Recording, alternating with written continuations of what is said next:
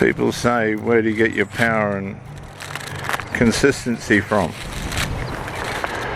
I've been asked this several times, and my answer remains the same.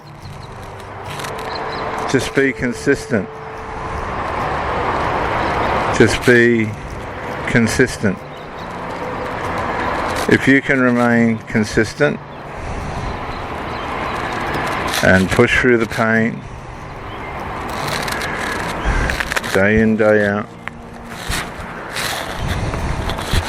and it will wear you down after a while, pain. I'm not saying that it won't, because it does. Wears us all down. All of us, without exception.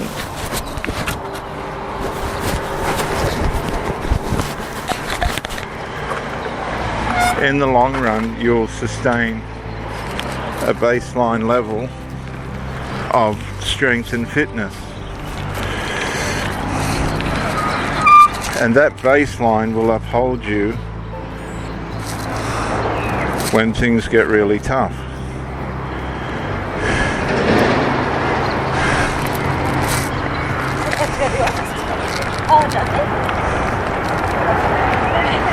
Because we wear down. We just wear down. Now, when you wear down, you don't have to stay down. That's the secret to just being consistent.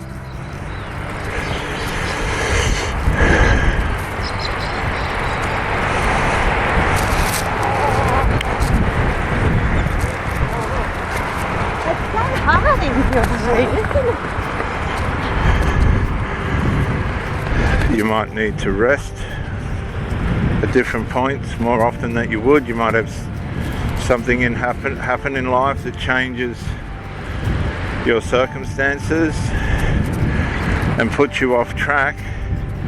But if you have a baseline of performance, of diet, of sleep, of exercise, of study, you will return to it. You'll rise back to it. It's like the addict. The drugs wear out the addict, the alcohol wears out the alcoholic, etc.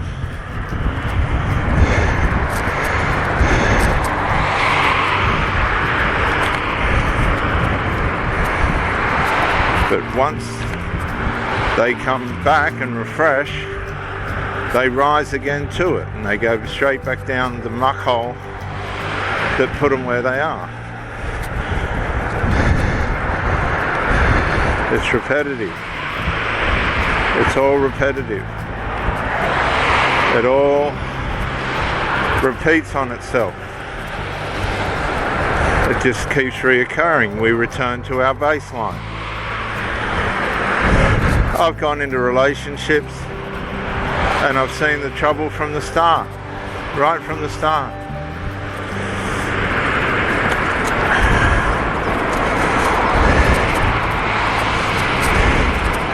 And sure enough, 12 months, 24 months, 5 years later, the problem surfaces and does its damage and destruction. That's what it causes, damage and destruction. You knew it was there. You've all experienced this. You all knew it was there. You all knew what was going on. You all knew what was coming. And you tried to navigate your way around it. And you've probably done that initially. And slowly but surely, whatever it was, whatever you saw at the start, has found its way of creeping up on you and undoing all your good work. All of it, not some of it. All of it. And the most embarrassing and humiliating and depressing part about it all is excuse me, you knew it was coming. You knew.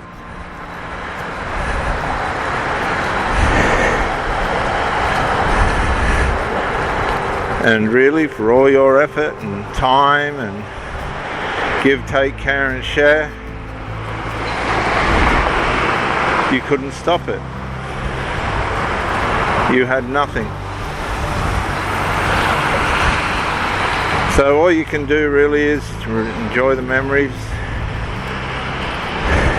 keep the good and block out the bad like we do, cause trauma, block out the bad, leave all the unresolved. So how do you resolve? You've got to be honest and transparent. You've got to say to yourself, I could see that, I ignored it, whatever it is, I could see it, I ignored it, and this is the fruit of it. That's all there is to it.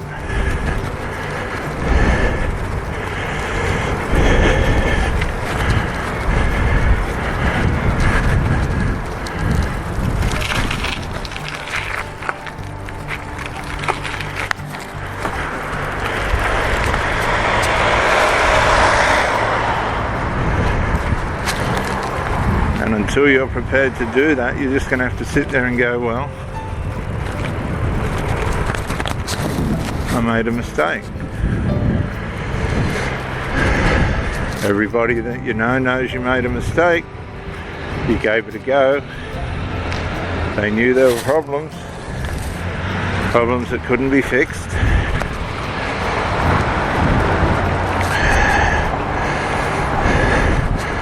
You thought you could fix them.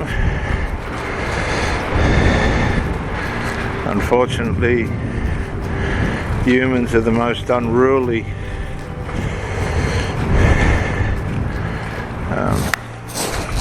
and clever species. So that didn't work.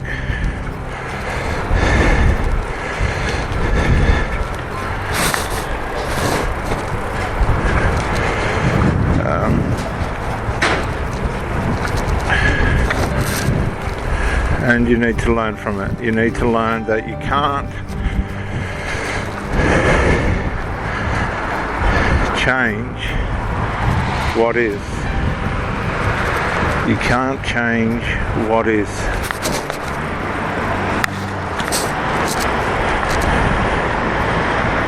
And the sooner you realise this, the better. The better for yourself. And the better for everyone else around you, because there's some relationships, intimate relationships, that you just shouldn't get involved in. And by nature, when we get involved in relationships, we want to do the right thing. We want to commit ourselves and perform well and be good and all that.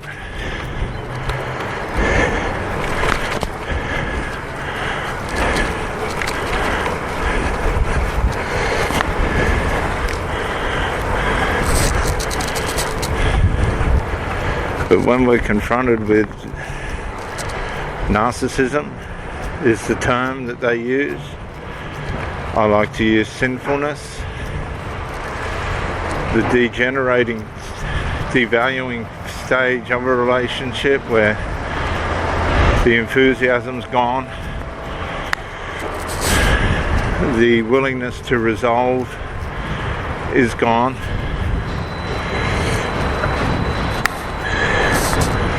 The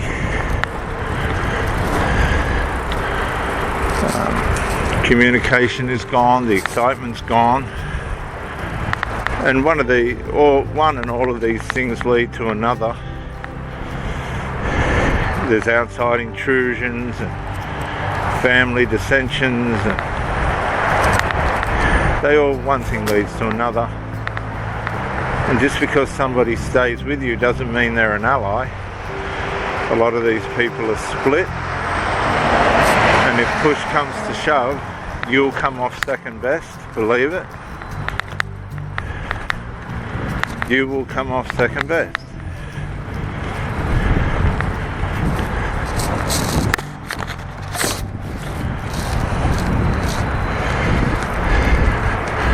Because the commitment's just not there.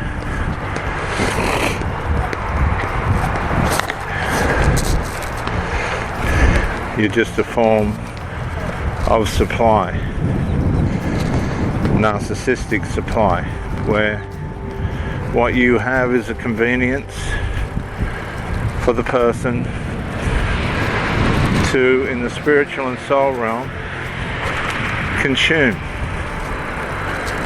And they'll continue to consume it until you say no more. And as soon as you say no more, they'll possibly have somebody else the next day, the very next day. That's just how all this works. You're not, as I always say,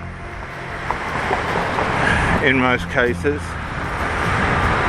as valuable as you think, because people's mindsets and domestic cultures and personal core values, as limited as they are more important to them than what you are, and vice versa. That's why things aren't working out. You can't unify your core values and beliefs.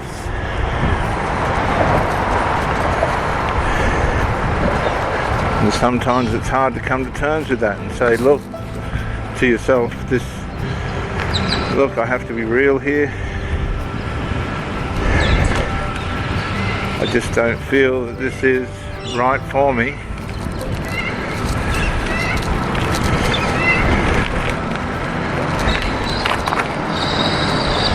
Then you have to be real with the person that you're with. Remember, truth and transparency. I'm sorry, but I just don't think this is right for me. And you will either get an instant, okay, I'm out of here, or can we work it out? You should have already been through the can we work it out phase before this conversation.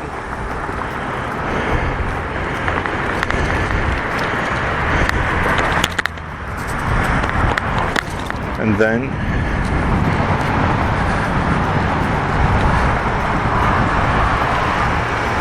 you have to put space between yourself and that person.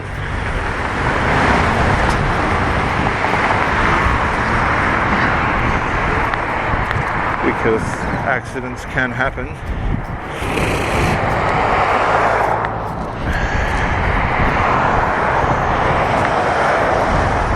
Under these kind of conditions,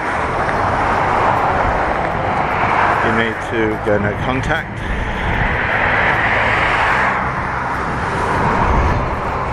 Look inside and look up ahead to bring around the right adjustments and changes.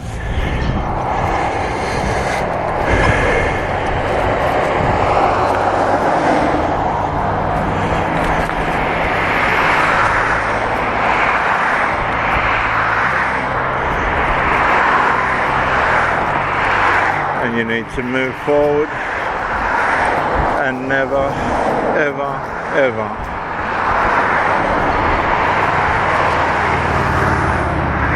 go back.